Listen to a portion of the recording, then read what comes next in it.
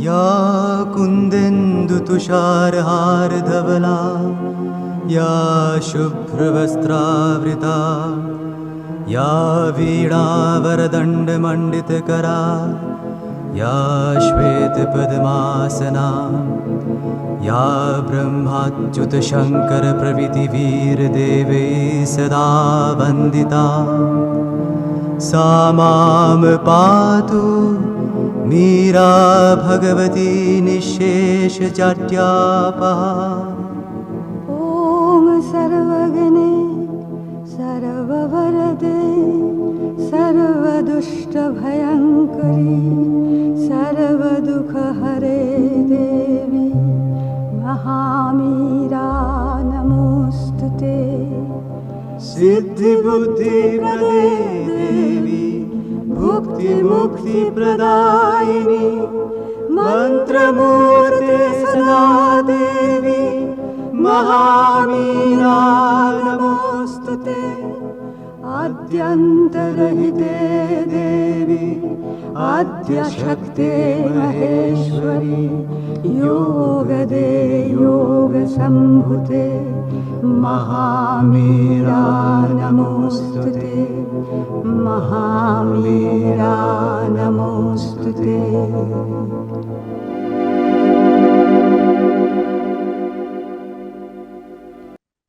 ମା ଗଣପତି ଭଟ୍ଟ ହଉଛନ୍ତି କର୍ଣ୍ଣାଟକ ନାମ ଦେଶରେ କାଣିଆନି ଗ୍ରାମରେ ଜଣେ ବ୍ରାହ୍ମଣ ଥିଲେ।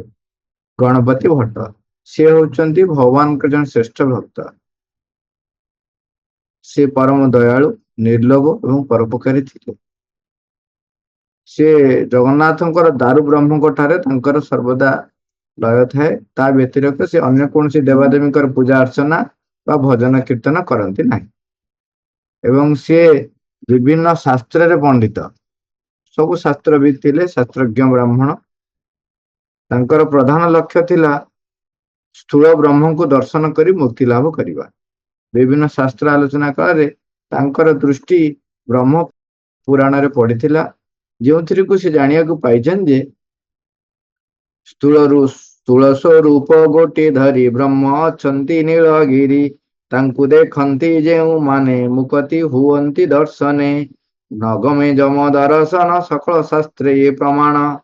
ସକଳ ଶାସ୍ତ୍ର ପ୍ରମାଣ କରିଛି ଯେ ସ୍ଥୂଳ ରୂପରେ ବ୍ରହ୍ମଙ୍କୁ ଦେଖି ମୁକ୍ତି ପାଇବ। ଯୋଉମାନେ ଏଇ ମୁକ୍ତି କରିନାହାନ୍ତି ସେମାନେ ଯମ ଦର୍ଶନ କରନ୍ତି। ସମଗ୍ର ଶାସ୍ତ୍ର ଏହି ପ୍ରମାଣ ଦେଇଛି।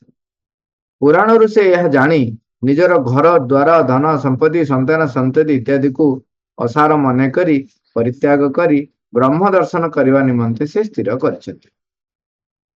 ତେଣୁ ଘର ତ୍ୟାଗ କରି ଗୃହ ତ୍ୟାଗ କରି ବ୍ରହ୍ମ ଦର୍ଶନ ନିମନ୍ତେ ସେ ବାହାରି ଆସିଛନ୍ତି ଘରୁ।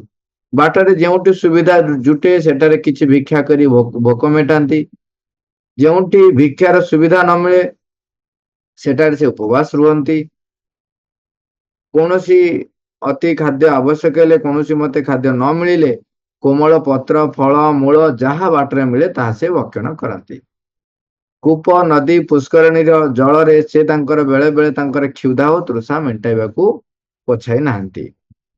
ଯେହେତୁ ତାଙ୍କର ଲୟ କେବଳ ବ୍ରହ୍ମଙ୍କ ପାଖରେ ଥିଲା ଏବଂ ବ୍ରହ୍ମଙ୍କୁ ଦର୍ଶନ କରିବେ ବୋଲି ଥିଲା, ତେଣୁ ଯେକୌଣସି ଦୁଃଖକୁ ସେ ସୁଖ ମନେ କରି ଆଗେଇ ଚାଲିଥାନ୍ତି।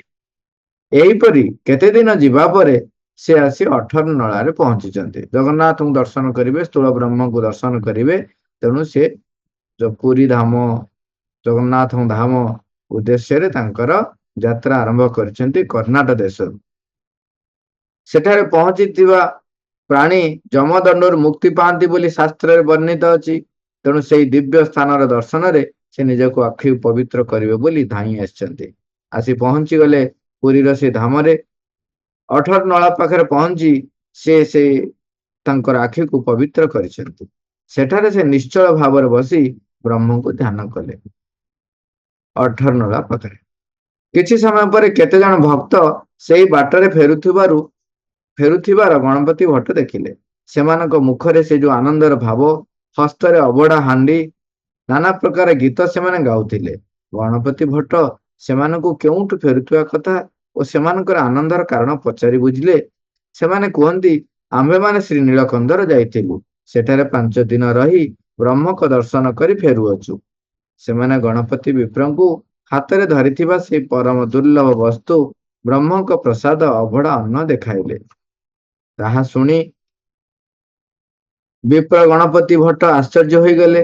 ପୁଣି ପଚାରିଲେ, ତୁମେମାନେ ସତରେ ବ୍ରହ୍ମକୁ ଦର୍ଶନ କରିଛଟି? ସେମାନେ ହଁ କହି ଚାଲିଗଲେ। ଏଠାରେ ତାଙ୍କର ଯେଉଁ ପ୍ରଶ୍ନ ଥିଲା, ପ୍ରକୃତରେ ବ୍ରହ୍ମକୁ ଦର୍ଶନ କରିବା, ଏଠାରେ ପ୍ରକୃତରେ ବ୍ରହ୍ମ ନାହାନ୍ତି ବୋଲି ବିପ୍ରଙ୍କ ମନରେ ସନ୍ଦେହ ଜାତ ହେଲା। କାରଣ ସେ ଜାଣିଛନ୍ତି ବ୍ରହ୍ମଙ୍କର ଦର୍ଶନ ମିଳିବା ମାତ୍ରେ ମୁକ୍ତି ମିଳିଯାଏ, ଅର୍ଥାତ୍ ଜୀବ ପରମଙ୍କ ଠାରେ ଲୀନ ହୋଇଯାଏ। ମୁକ୍ତି ମିଳିଯାଏ ବୋଲି ସେତେବେଳେ ଯିଏ ଯାହା ବୁଝିଥିଲେ ମୁକ୍ତି ପାଇବା ଅର୍ଥ ହେଉଛି ନିର୍ବାଣ ପ୍ରାପ୍ତି ବା ଭଗବାନଙ୍କ ଠାରେ ଲୀନ ହେଇଯିବା, ଆଉ ସେଠାରୁ ନ ଫେରିବା। ସେ ଦେଖୁଛନ୍ତି ଏମାନେ ଫେରିକିରି ଚାଲି ଚାଲି ଯାଉଛନ୍ତି, ତେଣୁ ତାଙ୍କର ସନ୍ଦେହ ଜାଗିଛି। ଏଠାରେ କିନ୍ତୁ ବ୍ରହ୍ମର ଦର୍ଶନ କରି ଲୋକମାନେ କିପରି ଫେରି ଆସି ପାରୁଛନ୍ତି, ତାଙ୍କ ମନରେ ଦ୍ୱନ୍ଦ୍ୱ ଜାତ ହେଇଛି। ସେ ବ୍ରହ୍ମ ପୁରାଣ ଫିଟାଇ ପଢିବାକୁ ଲାଗିଲେ। ବ୍ରହ୍ମ ପୁରାଣରେ ପୁଣି ଆଉଥରେ ପଢିଲେ, ଲେଖା ଅଛି ବ୍ରହ୍ମ ଅଛନ୍ତି ନୀଳଗିରି ବୋଲି ବାରମ୍ବାର ତାଙ୍କ ଦୃଷ୍ଟିକୁ ଆସିଲା। ସେ କଣ କରିବେ କିଛି ସ୍ଥିର କରିପାରିଲେ ନାହିଁ। ବ୍ରହ୍ମ ପୁରାଣରେ ଲେଖା ହେଇଛି ଯେ ବ୍ରହ୍ମ ନୀଳଗିରି ଅଛନ୍ତି ବୋଲି। ପୁରାଣ ଗୋଟିଏ ପ୍ରକାର କହନ୍ତି, ଲୋକମାନେ ଭିନ୍ନ ପ୍ରକାର କହନ୍ତି। ତାହେଲେ କେଉଁଠି ଠିକ କେଉଁଠି ଭୁଲ, ଏହିପରି ଚିନ୍ତା କରି ତାଙ୍କର ଭାବାନ୍ତର ଆସିଛି। ସେ ଶେଷକୁ କାଳକୂଟ ବିଷ ଖାଇ ଆତ୍ମହତ୍ୟା କରିବେ ବୋଲି ମନରେ ବିଚାର କରିଛନ୍ତି। ସେ ଦ୍ୱନ୍ଦ୍ୱରେ ପଡୁଛନ୍ତି, କାହିଁକିନା ସେ ଭାବୁଛନ୍ତି ବ୍ରହ୍ମରେ ଲୀନ ହେଇଯିବା କଥା, ଫେରି ଆସୁଛନ୍ତି, ଆମର ବ୍ରହ୍ମ ଦର୍ଶନ କରିନାହାନ୍ତି। କିନ୍ତୁ ପୁରାଣରେ ଲେଖା ହେଇଛି ବ୍ରହ୍ମ ଅଛନ୍ତି ସେଠି, ତେଣୁ କୋଉଟା ଠିକ? ତେଣୁ ସେ ଭାବି ପାରୁନାହାନ୍ତି, କାହିଁକିନା ତାଙ୍କ ମନରେ ଏଇ ପର୍ଯ୍ୟନ୍ତ ବି ସେ ଆସିନାହିଁ ଯେ ଦିଟା କଥା ଆସିନି, ଯେ ଭଗବାନଙ୍କ ଠାରେ ଲୀନ ହବା, ଯେ ନିର୍ବାଣ ପ୍ରାପ୍ତି, ଏତିକିରେ ସେ ରହିଛନ୍ତି। ଆଉ ଗୋଟେ କଥା ହେଲା, ଲୋକମାନେ ଯୋଉ ସାଧାରଣ ସ୍ତରରେ ଯୋଉ ଲୋକମାନେ ଯାଉଛନ୍ତି, ସେମାନେ ଯୋଉ ବ୍ରହ୍ମକୁ ଦର୍ଶନ କଲେ ତାର ଅର୍ଥ କଣ? ବା ଆଉ ଗୋଟେ କଥା ଦେଖିଲେ, ଅନ୍ତର ଦୃଷ୍ଟିକୋଣରୁ ବା ଅନ୍ତରରେ ଯାହାର ଅଗ୍ରଗତି କେତେ ବାଟ ହେଇଛି ସେ ସମ୍ବନ୍ଧେ ତାଙ୍କର ବାହ୍ୟ ଜ୍ଞାନ ଆସିନାହିଁ। ତେଣୁ ସେ ଦ୍ୱନ୍ଦ୍ୱରେ ପଡି ଶେଷକୁ ଭାବିଲେ ଯେ ଆତ୍ମହତ୍ୟା କରିବେ। ଏ କଥା ପ୍ରଭୁ ଭଗବାନ ଜାଣିପାରୁଛନ୍ତି, କାହିଁକି ନା ସେ ତ ଭାବଗ୍ରାହୀ, ସେ ଜାଣିପାରିବେନି। ସେ ବିପ୍ର ରୂପ ଧରି ଭଟ୍ଟଙ୍କ ନିକଟରେ ପହଞ୍ଚିଗଲେ ଏବଂ ତାଙ୍କ ମନ ଦୁଃଖର କାରଣ ପଚାରିଲେ। ଗଣପତି ନିଜ ମନରେ ଜାତ ହୋଇଥିବା ସଂଶୟ ପ୍ରକାଶ କରିଛନ୍ତି ଏବଂ ଏଠାରେ ବ୍ରହ୍ମ ନାହାନ୍ତି ବୋଲି ମଧ୍ୟ କହୁଛନ୍ତି। ଏହା କିପରି ଜାଣିଲେ ବୋଲି ଛଦ୍ମବେଶୀ ବିପ୍ର ପଚାରିବାରୁ ଗଣପତି ଉତ୍ତର ଦେଇଛନ୍ତି, ସେ ବ୍ରହ୍ମ ସ୍ୱରୂପେ ମିଶାଇ ଜୀବ ଲେଉଟି ନ ଆସଇ, ତାହାଙ୍କୁ କରି ଦର୍ଶନ ଲେଉଟି ଆସୁଛନ୍ତି ଜନ, ଏହା ମୁଁ ଦେଖିଲି ପ୍ରତ୍ୟକ୍ଷ, ତେଣୁଟି ବ୍ରହ୍ମ ଥିବା ମିଛ। ପ୍ରଭୁ ବ୍ରହ୍ମରାଶି ଅଳ୍ପ ହସି ହସି କହିଲେ, ପ୍ରଭୁ ନିଜେ ତ ଆସିଛନ୍ତି ବିପ୍ର ରୂପରେ, ସେ କହୁଛନ୍ତି ହସି ହସି, କହୁଛନ୍ତି ଏଇ ଯେ ପ୍ରଭୁ ସେ ତ କଳ୍ପତରୁ, ସେ ସମସ୍ତଙ୍କ ମନବାଞ୍ଛା ପୂରଣ କରନ୍ତି, ତେଣୁ ତ ତାଙ୍କର ନାମ ବାଞ୍ଛାନିଧି। ଯେଉଁ ପ୍ରାଣୀ ଏଠାକୁ ଆସି ବ୍ରହ୍ମରାଶି ଦର୍ଶନ କରେ ସେ ଘରକୁ ଫେରିଯିବାର ବାଞ୍ଛା ମନରେ ରଖିଥାଏ, ତେଣୁ ସେ ଘରକୁ ଫେରିଗଲେ। ଏଠି କୋଉ ଅର୍ଥରେ କହୁଛନ୍ତି, ସେ ହଉଛନ୍ତି ବାଞ୍ଛାନିଧି, ଯାହାର ଯାହା ବାଞ୍ଛା ଅଛି ସେଇ ଅନୁସାରେ ଯୋଉମାନେ ଆସିଲେ ବ୍ରହ୍ମ ଦର୍ଶନ କଲେ ତାଙ୍କ ମନରେ ଅଛି ସେମାନେ ଘରକୁ ଫେରିବେ, ତେଣୁ ସେମାନେ ଫେରିଗଲେ। ଆଉ ସିଏ ଯଦି ବ୍ରହ୍ମରେ ଲୀନ ହୋଇ ଘରକୁ ଫେରି ପାରନ୍ତା ନାହିଁ, ତେବେ ତାର ବାଞ୍ଛା କିପରି ପୂରଣ ହୁଅନ୍ତା ଏବଂ ପରମ ବ୍ରହ୍ମଙ୍କର ବାଞ୍ଛାନିଧି ନାମର ଯଥାର୍ଥତା କଣ ରୁହନ୍ତା? ଦେଖନ୍ତୁ ବଢିଆ ସୁନ୍ଦର ଭାବରେ କହୁଛନ୍ତି ଯେ ଆକ୍ଚୁଆଲି ଏଟା ବି ସତ୍ୟ, ସେ ହଉଛନ୍ତି ବାଞ୍ଛାନିଧି, ସେ ହଉଛନ୍ତି କଳ୍ପତରୁ। ତୁମେ ତାଙ୍କ ପାଖରୁ ଯାହା ଆଶା କରିବ ତାହା ହବ। ଯୋଉମାନେ ଯାଇକିରି ପ୍ରଣାମ କରିକି ଏବଂ ଆଶା କରୁଛନ୍ତି ସେମାନେ ଆଉଥରେ ଘରକୁ ଫେରି ଆସିବେ, ତେଣୁ ସେମାନେ ଘରକୁ ଫେରି ଆସିବେ। ଯଦି ଘରକୁ ନ ଫେରନ୍ତି ତାହେଲେ ତାଙ୍କ ବାଞ୍ଛା ପୂରଣ ହେଲା ନାହିଁ। ଯଦି ତାଙ୍କ ବାଞ୍ଛା ପୂରଣ ହେଲା ନାହିଁ ତାହେଲେ ଇଏ ବାଞ୍ଛାନିଧି କେମିତି ହେଲେ? ଇଏ ଯୁକ୍ତି ଦେଖେଇଲେ। ତେଣୁ ଯିଏ ଯେପରି ମନାସେ ସେ ସେହିପରି ଫଳ ପାଏ, ଯିଏ ମୁକ୍ତି ଇଚ୍ଛା କରେ ସେ ମୁକ୍ତି ଫଳ ପାଏ। ଏଣୁ ମନରେ କିଛି ସଂଶୟ ନ ରଖି ବ୍ରହ୍ମକୁ ଦର୍ଶନ କରିବାକୁ ଉପଦେଶ ଦେଇଛନ୍ତି ଛଦ୍ମବେଶୀ ପ୍ରଭୁ। ଏଇଟା ବି ପୁରା ଆପଣ ଯଦି ଦେଖିବେ ମା ସେଠି ବାରମ୍ବାର କହୁଛନ୍ତି ଏଇ ଯୋଉ ଗୂଢ ସତ୍ୟକୁ ବୁଝିବା ଦରକାର। ଯେହେତୁ ବ୍ରହ୍ମ ହଉଛନ୍ତି ମାନେ କଣ ବାଞ୍ଛାନିଧି, ସିଏ ହଉଛନ୍ତି ଭାବଗ୍ରାହୀ, ତ ତେଣୁ ଆମେ ଯାହା ଆଶ୍ରୟ କରିବା ତାହା ନିଶ୍ଚୟ ପ୍ରାପ୍ତ ହବା। ସେଥିପାଇଁ ମା ଲେଖିଲେ କଣ, ଅଲ୍ ସିନସିୟର ପ୍ରେୟର୍ସ ଆର୍ ଗ୍ରାଣ୍ଟେଡ, ସମସ୍ତ ନିଷ୍ଠାପର ପ୍ରାର୍ଥନା ପୂରଣ ହୁଏ। କିନ୍ତୁ ନିଷ୍ଠାପର ପ୍ରାର୍ଥନା କାହିଁକି, ନିଷ୍ଠାପର ପ୍ରାର୍ଥନା ନା ଏବେ ଆମେ ପ୍ରାର୍ଥନା କରିବା ଗୋଟିଏ, ପୁଣି କିଛି ସମୟ ପରେ ପୁଣି ଆଉ ଗୋଟେ ବଦଳି ଯାଉଛି ଆମର ନା। ତେଣୁ ପ୍ରାର୍ଥନାଟା ବାରମ୍ବାର ବଦଳିଲା, ତେଣୁ କୋଉଟା ପୂରଣ କରିବି। ଲେଖୁଛନ୍ତି ବିପ୍ର ଗଣପତି ନୀଳଗିରି ଅଭିମୁଖେ ପୁନର୍ବାର ଯାତ୍ରା ଆରମ୍ଭ କଲେ। ସିଂହ ଦ୍ୱାର ନିକଟରେ ପହଞ୍ଚିଲେ। ଦୈବ ଯୋଗକୁ ସେଦିନ ଥିଲା ଦେବସ୍ନାନ ପୂର୍ଣ୍ଣିମା। ଦେବସ୍ନାନ ପୂର୍ଣ୍ଣିମାରେ ପ୍ରଭୁ ବ୍ରହ୍ମରାଶି ମନ୍ଦିର ଭିତରୁ ଆସି ସ୍ନାନ ମଣ୍ଡପରେ ବିଜେ କରିଛନ୍ତି। ଅନେକ ମାଠିଆରେ ତୀର୍ଥ ଜଳ ଭରି ସେବକ ଗଣ ତାଙ୍କୁ ସ୍ନାନ କରାଉଛନ୍ତି। ସିଂହ ଦ୍ୱାର ଲୋକ ଗହଳିରେ ପୂର୍ଣ୍ଣ। ଜୟ ଜୟ ଶବ୍ଦରେ ଗଗନ ପବନ ଉଛୁଳୁଛି। ଦେବ ଲୋକମାନେ ଛଦ୍ମବେଶରେ ଆସି ନର ଲୋକଙ୍କ ସହିତ ମିଶି ପ୍ରଭୁଙ୍କ ସ୍ନାନ ଦର୍ଶନ କରୁଥିଲେ। ବିପ୍ର ଗଣପତି ଭଟ୍ଟ ଦାରୁବ୍ରହ୍ମ ମୂର୍ତ୍ତିକୁ ନିରେଖି ଚାହିଁଲେ, କିନ୍ତୁ ତାଙ୍କ ଗଜବଦନ ଦେଖିବାକୁ ପାଇଲେ ନାହିଁ। ଗଜବଦନ ନଥିବାରୁ ଏ ବ୍ରହ୍ମ ନୁହନ୍ତି ବୋଲି ତାଙ୍କର ଧାରଣା ହେଲା। ତେଣୁ ସେ ଭଗବାନଙ୍କୁ ପ୍ରଣାମ କଲେ ନାହିଁ। ସେଠାରୁ ମନସ୍ତାପରେ ଫେରିଗଲେ। ତାଙ୍କ ନାଁ ଯୋଉ ଗଣପତି ଭଟ୍ଟ ହେଇଥିଲା, ତାଙ୍କର ପୂର୍ବ ନାମ ଗଣପତି ଭଟ୍ଟ ଥିଲା କି ନଥିଲା ଜଣା ନାହିଁ। କିନ୍ତୁ ଯେହେତୁ ସେ ଗଣପତି ମୁନିଙ୍କର, ମାନେ ଗଣପତି ମୁନି, ସିଏ ଗଣେଶଙ୍କର, ସିଏ ହଉଛନ୍ତି ଗଣେଶଙ୍କର ଭକ୍ତ ଥିଲେ। ତେଣୁ ସବୁ ଜାଗାରେ ସିଏ ଗଣେଶଙ୍କୁ ବ୍ରହ୍ମ ବୋଲି ଗ୍ରହଣ କରିଥିଲେ ଏବଂ ତାଙ୍କୁ ହିଁ ସିଏ ସେଇ ରୂପରେ ବ୍ରହ୍ମ ଯେ ଦର୍ଶନ କରିବେ ସେଇ ବାଞ୍ଛା ହିଁ ତାଙ୍କର ଥିଲା। ତା ବ୍ୟତିରେକ ଆଉ ଯାହା ବି କିଛି ଦେଖୁଥିଲେ ସେ ତାକୁ ଗ୍ରହଣ କରିପାରୁ ନଥିଲେ ବ୍ରହ୍ମ ବୋଲି। ତେଣୁ ଏଠି ଜଗନ୍ନାଥଙ୍କର ବିଗ୍ରହ ଦେଖି ସେ ଦାରୁବ୍ରହ୍ମଙ୍କୁ ଦେଖି ସେ ଦେଖୁଛନ୍ତି ତାଙ୍କର ତ କାହିଁ ଥୋଡ ପାହାଡ ନାହିଁ, ଗଜବଦନ କାହିଁ ନାହିଁ, ତେଣୁ ଇଏ ବ୍ରହ୍ମ ନୁହେଁ। ପ୍ରଭୁ ତ ଅନ୍ତର୍ଯ୍ୟାମୀ, ଭକ୍ତ ମନରେ ଥିବା ଜାତ ଦ୍ୱନ୍ଦ୍ୱକୁ ସେ ଭଲ ଭାବରେ ଜାଣିପାରନ୍ତି। ମନ୍ଦିରର ମୁଦିରଥ ପୂର୍ବରୁ ରାତି ଅନିଦ୍ରା ହୋଇ ଜଗମୋହନରେ ଶୋଇଥିଲେ। ପ୍ରଭୁ ତାଙ୍କୁ ସ୍ୱପ୍ନରେ ଉତ୍ତର ଦେଶରୁ ଆସିଥିବା ଭକ୍ତ ଗଣପତି ଭଟ୍ଟଙ୍କ ନିକଟ ଯିବା ପାଇଁ ଆଦେଶ ଦେଲେ। ମୁଦିରଥ, ମନ୍ଦିରର ଆମର ଯିଏ ମୁଦିରଥ ଥାନ୍ତି ସିଏ ଜଗମୋହନରେ ତା ପୂର୍ବରୁ ରାତି ଅନିଦ୍ରା ହୋଇ ଜଗମୋହନରେ ଶୋଇପଡିଛନ୍ତି। ତାଙ୍କୁ କହୁଛନ୍ତି ତମେ ଯାଅ, ଯେ ମୋର ଭକ୍ତ ଗଣପତି ଭଟ୍ଟ ଏଇ ଜାଗାରେ ଅଛି।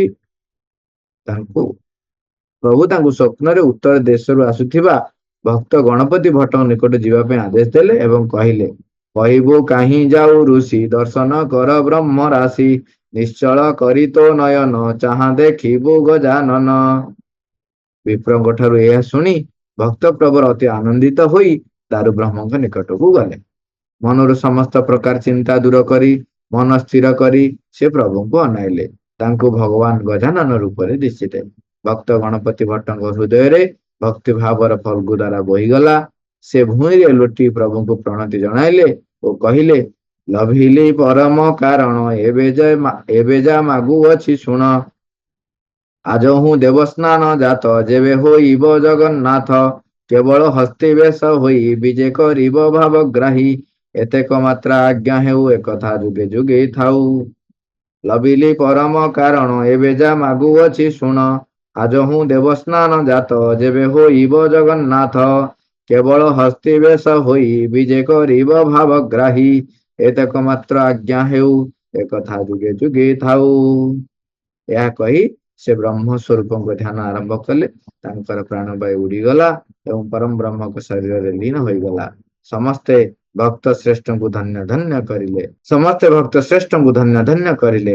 ପ୍ରଭୁ ଭକ୍ତ ବତ୍ସଳ ଭାବଗ୍ରାହୀ ଭକ୍ତର ଇଚ୍ଛା ଅନୁସାରେ ସ୍ନାନ ମଣ୍ଡପରେ ଗଜାନନ ବେଶ ଧାରଣ କରିଥିବାରୁ ସେହି ଦିନ ଠାରୁ ପ୍ରତିବର୍ଷ ସ୍ନାନ ପୂର୍ଣ୍ଣିମା ଦିନ ସେ ସ୍ନାନ ମଣ୍ଡପରେ ଗଜାନନ ବେଶ ଧାରଣ କରି ଆସୁଛନ୍ତି। ଏ ହଉଛନ୍ତି ଗଣପତି ମୁନି। ତାଙ୍କ ନାଁ ହଉଛି ଗଣପତି ଭଟ୍ଟ। ତାଙ୍କୁ ଗଣପତି ବେଶରେ ଦର୍ଶନ ଦେଇଥିଲେ। ତେଣୁ ଗଣପତି ଗଜାନନ ବେଶ ଧାରଣ କରନ୍ତି ଜଗନ୍ନାଥ ସ୍ନାନ ପୂର୍ଣ୍ଣିମାରେ। ଏଇଭଳି ଅନେକ କଥା ଅଛି ଜଗନ୍ନାଥଙ୍କର। ଆମେ ଯୋଉ ତାଙ୍କର ସବୁ ଖେଚୁଡି ଭୋଗ, ବାଳ ଭୋଗ, କେତେ ଭୋଗ, ଯେତେ ଭୋଗ ସବୁ ରହିଛି ତା ପଛରେ ମଧ୍ୟ ଏଇଭଳି ସବୁ ରହିଛି। ଏଇଠି ଦେଖନ୍ତୁ ଜଗନ୍ନାଥ ପରମ ବ୍ରହ୍ମ ଯୋଉ ଆମେ କହୁଛନ୍ତି କେତେ ସୁନ୍ଦର ଭାବରେ ଆମ ପାଖରେ ଅଲରେଡି କହିଦେଉଛନ୍ତି ଯେ ସେ ଆମର ଯେମିତି କହନ୍ତିନି ଗୋଟି ଗୋଟି ଗୋଟି ବାଞ୍ଛା ଆମର ପୂରଣ କରୁଛନ୍ତି। ହଉ ଆମେ ଆସ୍ପୃହା କରିବା ପ୍ରାର୍ଥନା କରିବା ତେଣୁ ଆମେ କେମିତି ରୂପାନ୍ତର ହୋଇପାରିବା ବା ରୂପାନ୍ତର ହବା ପାଇଁ ନିଜକୁ ପ୍ରସ୍ତୁତ କରିବା ମାଙ୍କ ପାଖରେ ନିଜକୁ ସମର୍ପଣ କରିପାରିବା। Thank you all.